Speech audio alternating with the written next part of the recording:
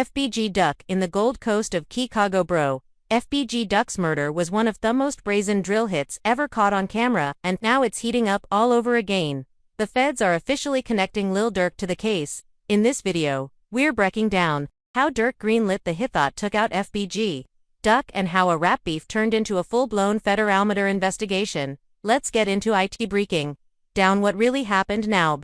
Before we get into the nitty-gritty, set the scene for those who might not be hip to Chicago's drill politics. We're talking about two of the most influential figures in the cheese street trap game, Lil Durk, who runs with Oblicon the Black Disciples, and FBG Durk Hayoays, repping Tuckville and the Gangster Disciples. These weren't just rappers beefing over bars and beats, nah. Fam, this was some deep-rooted gang politics that had been brewing for over a decade.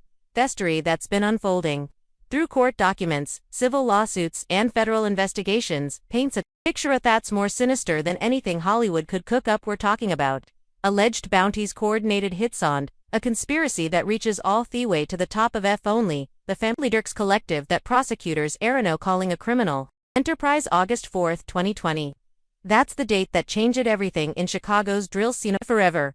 FBG Durk, real name Carlton Weekly, was out in the Gold Coast doing some shopping for his son's birthday when everything went left. Durk was gunned down outside a Dolce & Gabbana store in broad daylight, taking 16 though the body, while his girlfriend Cashay Williams and another bystander got caught up in the crossfire. Hey y'all, man, they didn't shot FBG Durk in the Gold Coast of Chicago, bro. In the Gold Coast of Chicago, bro. But here's where it gets really wild. This wasn't some random street beef gone wrong. According to the massive lawsuit filed by Durk's mother Lucia Weekly, this hit was allegedly ordered from the top, with King Von a $100 zero bounty on Durk's head, and Lil Durk allegedly pulling the strings as the puppet master behind OT4 complaint at law lays out that a $100,000 bounty was placed on the life of FBG Durk to have him killed. The feds aren't playing games either. 6 black members got convicted in January 2024 for Durk's murder. Charles Liggins, Kenneth Robertson, Christopher Thomas, Marcus Smart, to Carlos Offord, and Ralph Turpin. These weren't just random shooters. These were Durk's people, his soldiers, allegedly carrying out orders that came from the very top of the hierarchy. Now when folks talk about Durk killing Durk on camera, they're not necessarily talking about some smoking in video footage of Durk pulling the trigger himself. Nah, it's deeper than that. They're referring to the digital trail of evidence that prosecutors have been building. Social media posts, music videos, lyrics, and phone records that allegedly show how this whole conspiracy was planned, executed, and then celebrated. Vans took her to the video that joint dropped months before Durk got murked, and it literally shows Van's character killing someone named Durk. The lawsuit calls this part of a campaign of intimidation that was designed to terrorize Durk before they actually took him out. With 350 million views on YouTube, that video wasn't just entertainment. According to prosecutors, it was a threat. The streets been knew about the bad blood between Oblak and Tuckville, but what makes this case so crazy is how Durk allegedly used his platform and his money to turn street beef into a corporate level conspiracy. We're talking about record labels like Sony, Universal, Alamo, and Empire allegedly getting caught up in this mess, accused of profiting off real street by while turning a blind eye to consequences. But here's where it gets even crazier. Ralph Turpin, one oft convicted shooters, was allegedly in contact with a phone number linked to Durk's brother Dang right around that time Durk got located and killed. This wasn't some spontaneous street encounter. This was allegedly a coordinated operation with communication going all the way back to the leadership. The street's been talking about this for years, but now the courts are finally catching up to what the who'd already knew. FBG Durk's murder wasn't just another casualty in Chicago's gang wars. It was allegedly a business decision made at the highest levels of one of hip-hop's most successful collectives. Let me break down the level of disrespect that Durk was showing before his death. Because this context is crucial to understanding why things escalated the way they did when Durk dropped dead. He wasn't just rapping, he was essentially walking through Oblak's graveyard and spitting on every the track mentioned specific daciest members of Oblak, making fun of they died, and questioning their street credibility even in death. In Chicago's drill culture, that's the ultimate violation, and according to prosecutors, it's what put the target and Durk's back. The sophistication of the alleged conspiracy is what separates it from your typical street beat. We're not talking about some hot-headed youngin catching feelings and reacting emotionally. The lawsuit alleges that this was a calculated business decision, with leadership weighing the costs and benefits of taking out one of their biggest rivals. The profit motive allegedly made murder not just personalbit profitable. Think about the level of coordination this required. You had to have people watching Duck's movements with the authority to greenlight a hit in broad daylight in one of Chicago's most upscale neighborhood shoots, willing to risk life sentences, a whole organization ready to profit off the aftermath. That's not street-level thinking, that's corporate-level criminal enterprise. 2 vehicles pulled up for ERR. Individuals exited those vehicles, 2 from each vehicle, and began firing at the individuals that were on the sidewalk outside of one of this. Here the social media aspect of this case shows how modern criminal conspiracies play out in the digital every Instagram post, every Twitter interaction, every YouTube video. Bishovito Bika Mesavidence in building a RICO case. These some platforms that these artists Useto build their fame are now being Useto document their alleged crimes. The evidence keeps stacking up like building blocks, and each piece points back to FOA, porting as more than just a music collective. According to the lawsuit, FOA's functioning as a criminal enterprising music industry resources to fund and coordinate street violence while profiting off the chaos they create. Wet makes this story even more tragedies. That Duck was allegedly trying to move different before he got killed. His 2019 track, Chicago Legends, showed respect to fallen FE members, and some saw it as him trying to extend an olive branch, but the streets don't forget, and apparently, neither did the federal government. Isn't playing when it comes to this case either. The word profit appears 102 times in the 229-page lawsuit, showing how prosecutors believe this wassail about money and clout. Every off a diss track, every view of a music video, every social media post celebrating Duck's death, it allegedly translated $2 in buckets. This isn't just about twerpers beefing anymore. This is a bootho. The music industry allegedly turned street violence into a profitable business model, with record labels funding artists who they knew were involved in real criminal activity. Best controversy sells and authenticity pays. However, it gets even deeper, as we are about to find out following the paper trail and digital footprints. Now that we've laid the foundation of what went down, let's dive into the evidence that's got prosecutors building a RICO case that could change everything we know about drill rap and street politics. This ain't just speculation from the barber shop anymore. We're talking about federal investigations, wiretaps, and a digital paper trail that allegedly connects Lil Durk to one of the most brazen hits in Chicago history. To see this happen in the middle of the day is very, very disturbing. The feds didn't just stumble onto this case by accident. They've been building this brick by brick, and every piece of evidence tells a story about how allegedly operated as a criminal organization disguised as a record label. We're talking about a level of organization and planning that goes way beyond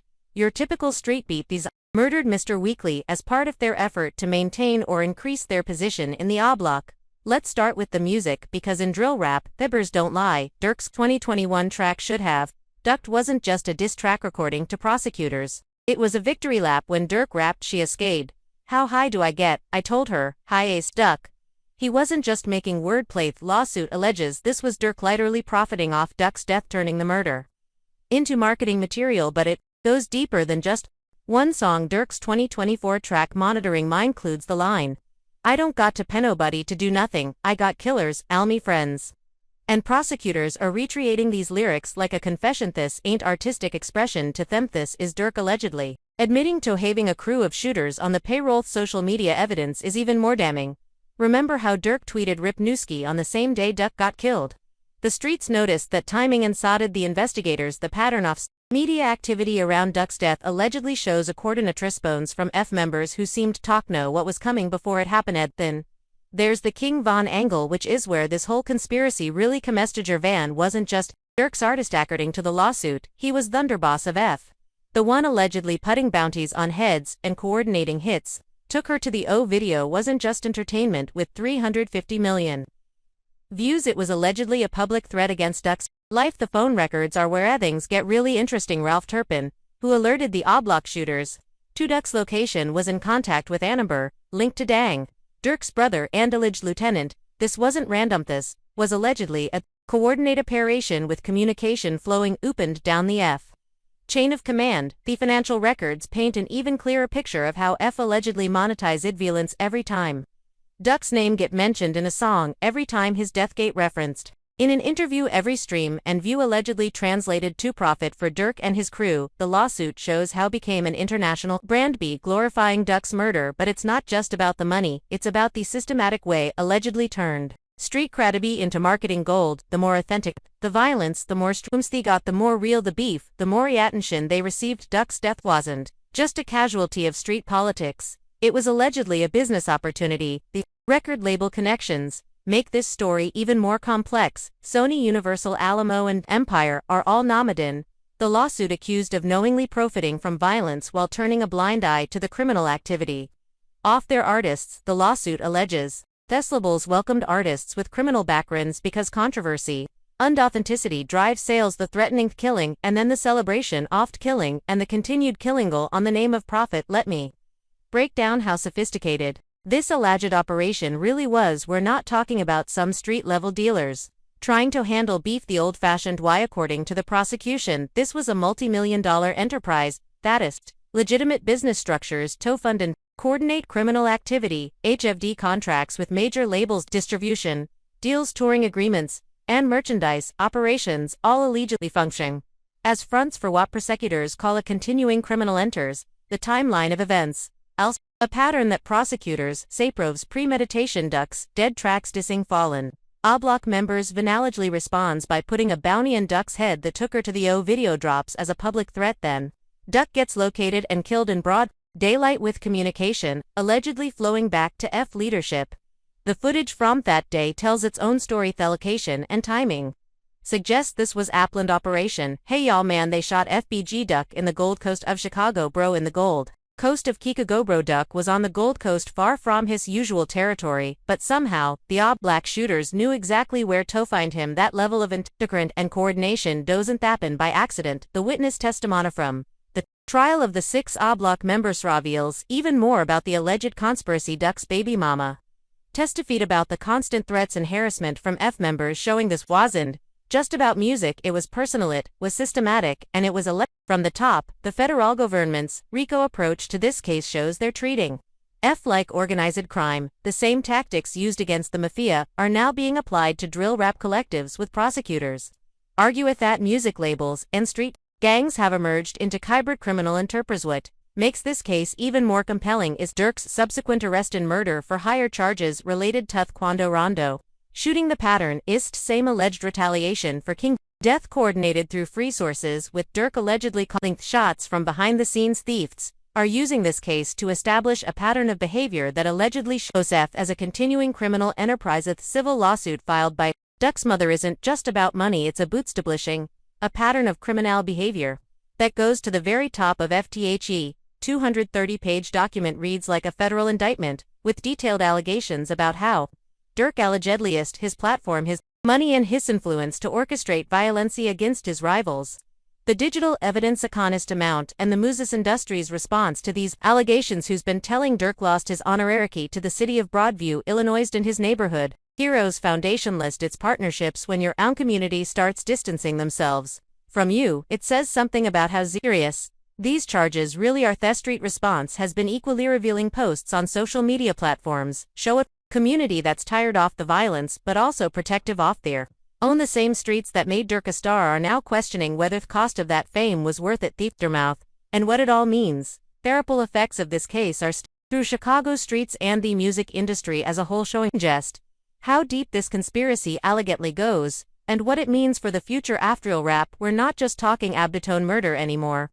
We're looking at a systematic pattern of violence that prosecutors say was orchestrated by off hip hop's biggest stars. Let's be real about what happened after Duck got killed. Durk didn't just move on from the beef, he allegedly celebrated it. This hold of Duck track wasn't just disrespectful, it was Durk allegedly turning Duck's death into profit. When Duck's mother, Luca Weekly, heard those lyrics, she didn't just get mad, she got organized, and that organization led to a massive lawsuit that's now threatening to bring down the legal strategy behind the civil lawsuit is genius in its scope by naming not just Durk but also major record labels, and even the city of Chicago.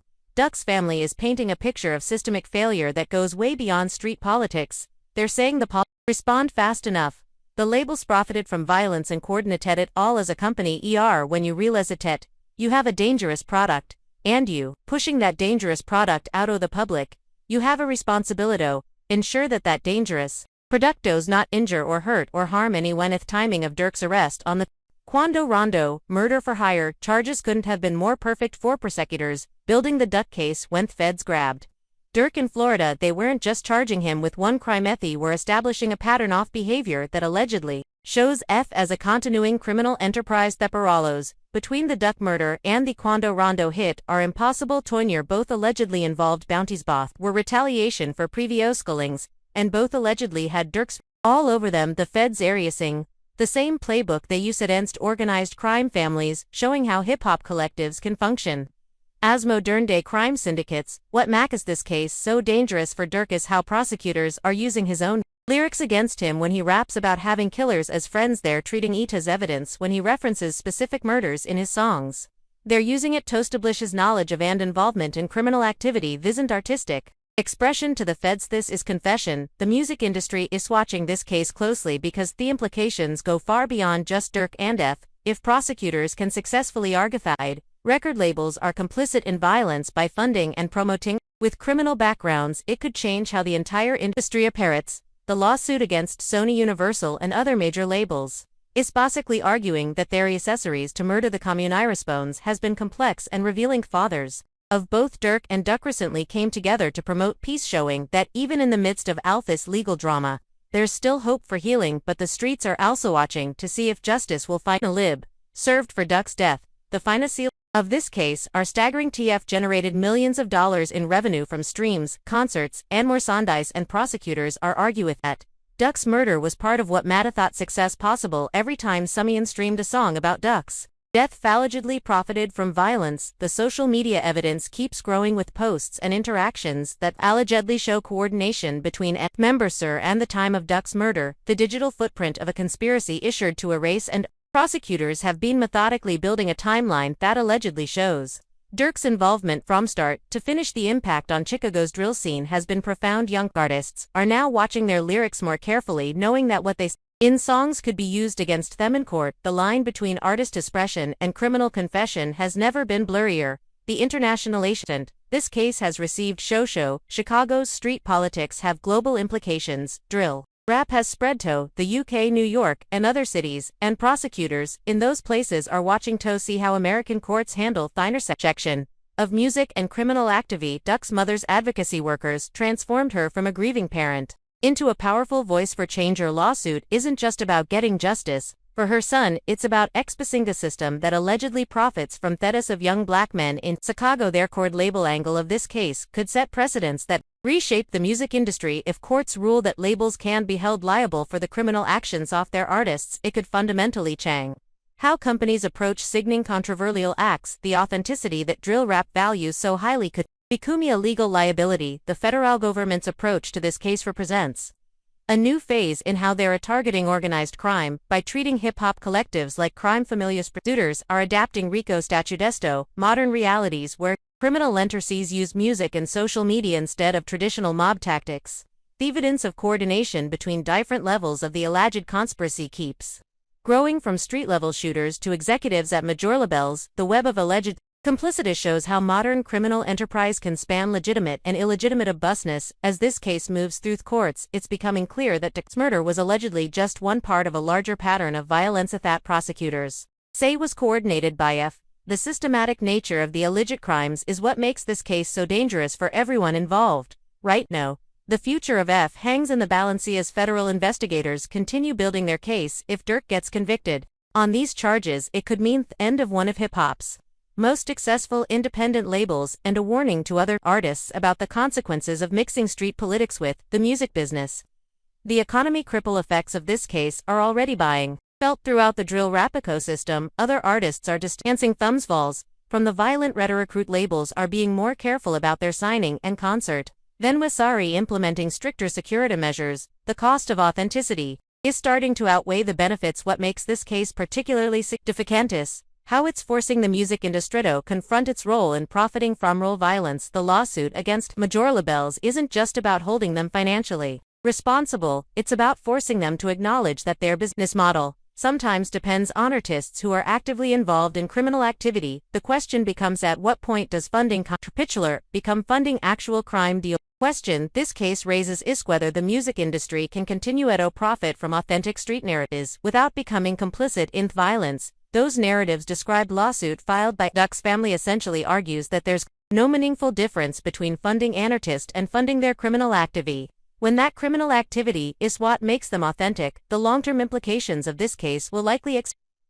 far beyond just Lil Durk and FBG can successfully establish that hip-hop collectives can function as criminal enterprises and that reclutables can be held liable for the criminal actions of their artists. It could fundamentally reshape how the music industry operates. The cost of authentic may finally be too high to pay. The streets of Chicago are watching this case closely, knowing that the outcome could determine whether the cycle of violence that has claimed so many young lives will continue, or whether the system will finally hold those who profit from that violence. Durk's murder wasn't just another casualty in Chicago's war, it was a calculated business decision made at the highest levels of the music industry. As federal prosecutors continue building their case, the evidence keeps mounting that operated as more than just a music collective. If the allegations are proven true, it means that one of hip-hop's most successful independent labels was actually a criminal enterprise that is music industry resources to fund and coordinate real violence. That's not just a story about two rappers beefing, that's